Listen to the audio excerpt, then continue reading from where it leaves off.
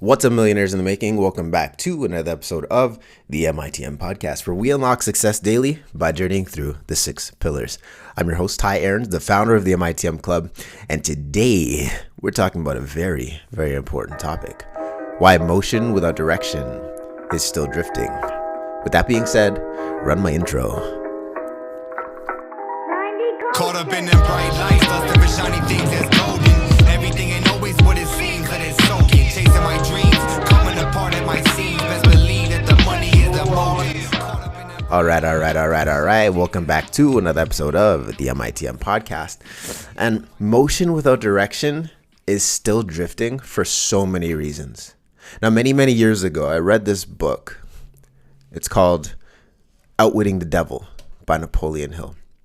Now, Hill frames drifting as a default state. He says you're moving, you're reacting, you're staying busy, but you're not thinking independently or choosing a defined direction. This is something that the devil loves.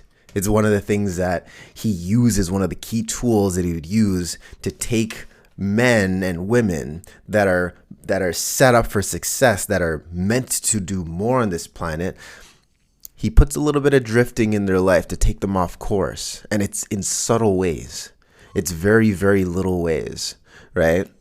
Here's a little problem that you may react negatively to, which takes you away from whatever it is that you were working on or the goals that you were currently working on, the direction you were moving in. It's something it's quiet. It's very little, right? It's like if you had a compass that wasn't exactly properly calibrated. You're trying to follow what's on your compass, but because it's off by just a degree, the further you go on your journey, the further and further away you move from the actual place you're trying to get to. And that is a problem with drifting. All right. Now, drifters, they don't deliberately decide that they're going to drift. They just start to slide. Now, motion equals activity, effort, hustle, and discipline with routines. We need motion that actually has purpose. Direction is independent thought and definite purpose with a plan. Now, if you're drifting, you feel productive. Like your calendar might be full. You might be doing a lot of different things. You feel like you're doing all the right things. But you're steered by environment, by fear, by other people's priorities or opinions. The mechanism that causes the most drift is even deeper, right? More times than not is because you have a fear of criticism, a fear of poverty, a fear of failure. You end up trying to choose the safe mode instead of true direction. Now, outside of self-help, drift is a serious thing, okay? The systems rarely fail from one big mistake. Failure is often a slow drift where small compromises become normal. This is described as drifting into failure. Like, this is why they say it like that. That's why it's that little quote. And a lot of people just focus on having so much motion, but they don't really have a specific direction. Now, under pressure, whether it's time, money, targets, people start doing good enough. They have something to aim for. They have something that's constantly pushing them, and they can do pretty well. And more times than not, things won't break immediately. But we start to take shortcuts. We start to not put in the full amount of work. This starts to cause the line to move. It causes more and more of that drift.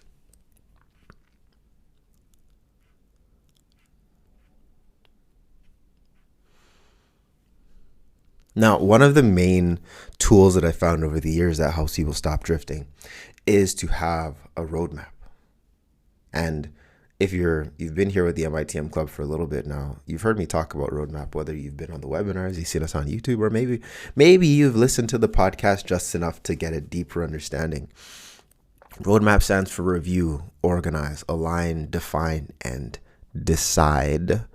And then to make a massive action plan, or at the very least, just make a plan, any plan. It doesn't have to be huge.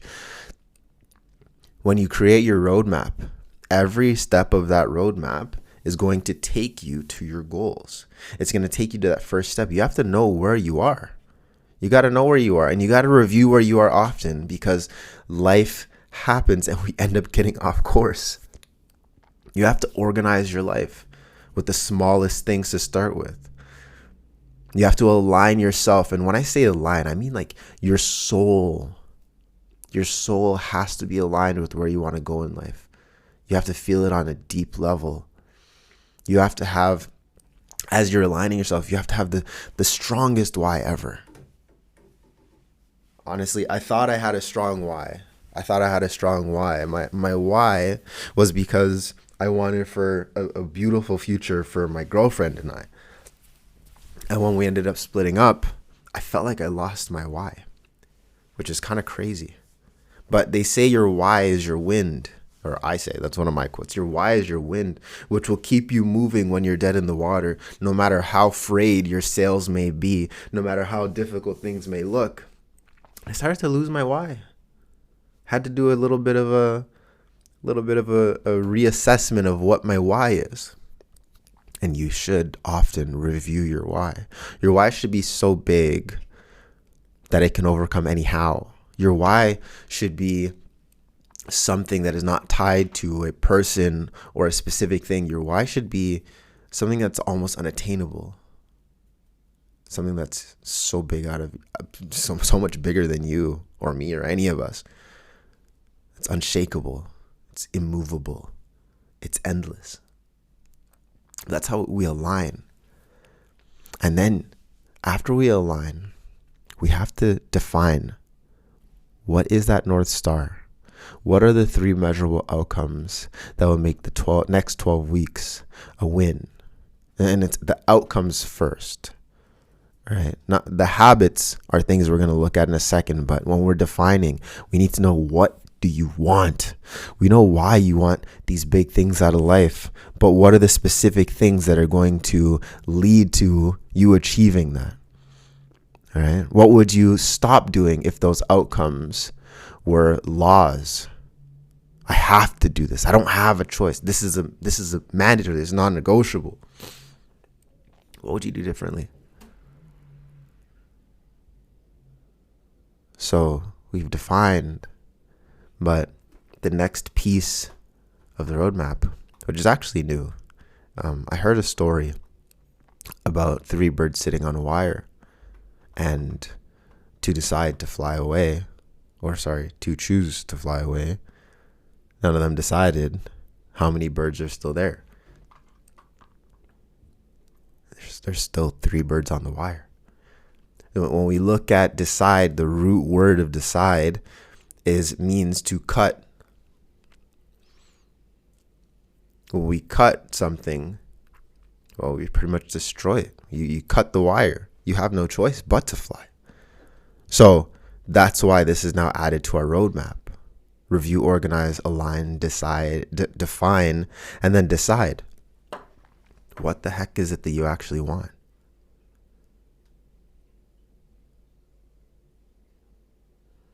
Now, once you've decided and you've cut off, you've burned the boats, you made the leap of faith, there is no going back. It's time for you to, continue going forward. And the only way to go forward is to now make your massive action plan. If you couldn't fail this year, what is the first thing that you would do? If you couldn't fail this year, what are 10 things that you would do? Sometimes when folks are just starting out, 10 things can be a lot. So let's keep it to my favorite number of 3. If you couldn't fail this year, what are 3 massive things, life-changing things that you would do? Would you go to that massive conference that you've been thinking about that it's going to cost you $5,000 for a couple days to go to? Would you publish a book? Would you, what is it? Would you would you play the game that I love to play, which is 100K in 90 days? Heck, maybe I should make it 100K in 30 days. What would you do if you couldn't fail? if failure was not possible for you, what would you do? And like, let's make that plan. Let's make it a massive action plan. Let's flip the tables and burn the boats and do all the craziness and contact the people and ask the questions and be annoying. Let's make our massive action plan unstoppable, you know? And we break down our massive action plan with a WHOOP framework. What's your wish? What is the outcome?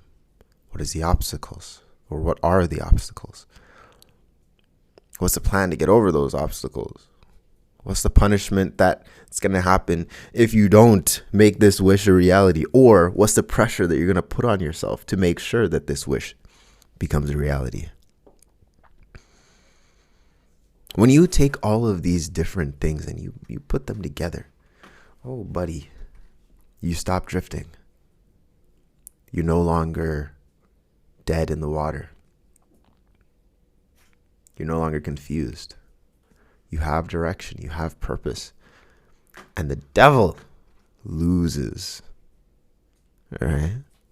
Your consistency compounds. You have to be aware of that. I talked to you guys a lot about, paying yourself first 10%. It's the eighth wonder of the world. It's actually one of the best things when we're talking about finance. It's the same thing when it comes to other aspects of our lives. You have to pay yourself first.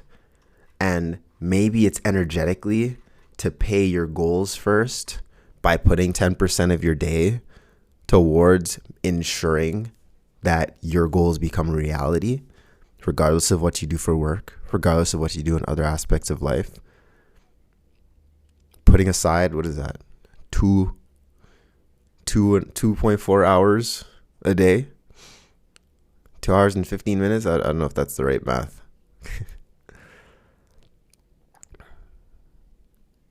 But once you start to do that, you start to see how things shift. You really start to see how things change for you. So with that being said, that wraps up another episode of the MITM podcast. If you're tired of drifting, well, this year I invite you to join me on this journey as we revitalize and revamp the MITM podcast. That being said, stay consistent. Stop drifting. Find your focus. And I will see you tomorrow. Peace. Give them that creme de la creme whenever I spit that hot. Ain't no lose or draw when it's the only option. Till I'm balling like Stockton, I'm locked in. Research